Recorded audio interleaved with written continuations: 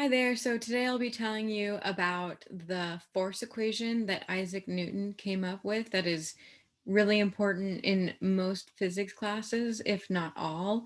So if we say the force equals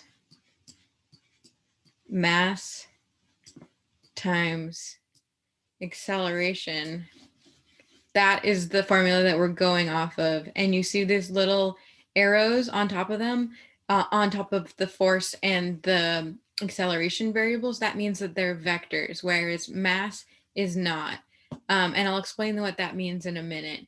But let's go over the units that they use because those are super important.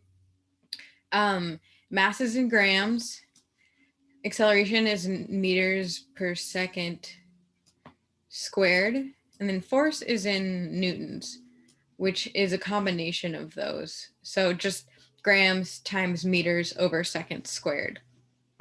And you'll get used to that. But essentially, if you just solve the equation with their units attached, it won't be too much of a problem.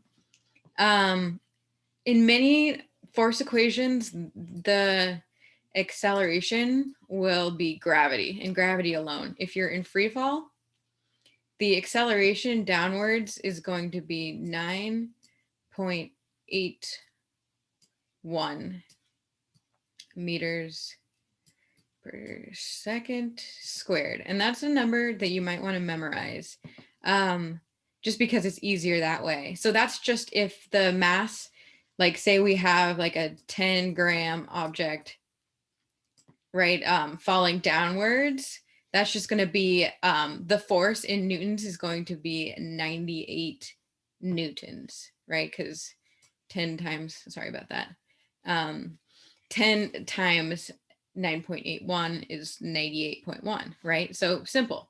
But when you're dealing with vectors, that means that there's more than one dimension, right? So you've got, you've got the x and the y, or in most cases, it'll be downwards, right? So then if you throw something with a force of, let's say, 10 newtons, just making this up, you're throwing it this way to figure out the acceleration of the object. Let's just say it's like 1 gram to make it easier.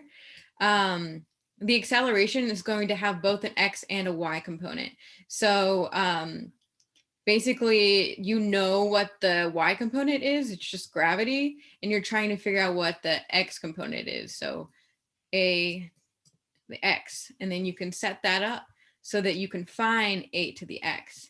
And I hope that makes sense because it's a pretty simple equation, but it could have some intricacies. And that's why we like to call these free body diagrams, and you'll see them used a lot in introductory physics classes.